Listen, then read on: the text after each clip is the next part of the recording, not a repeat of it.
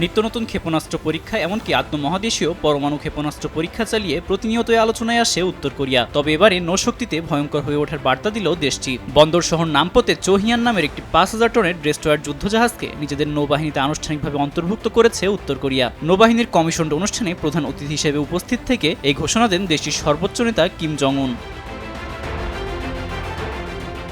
শুধু এই একটি জাহাজই নয়, প্রতি বছর ৫,০০০ টনের দুটি করে মোট ১০,০০০ টনের জাহাজ নির্মাণেরও ঘোষণা করেছে দেশটি। এমনকি আগামী ৫ বছর পর্যন্ত চালু থাকবে এই প্রকল্প। দেশটির নৌবাহিনীকে পরমাণু অস্ত্রে সজ্জিত করার পরিকল্পনা আছে বলেও জানিয়েছে কিম।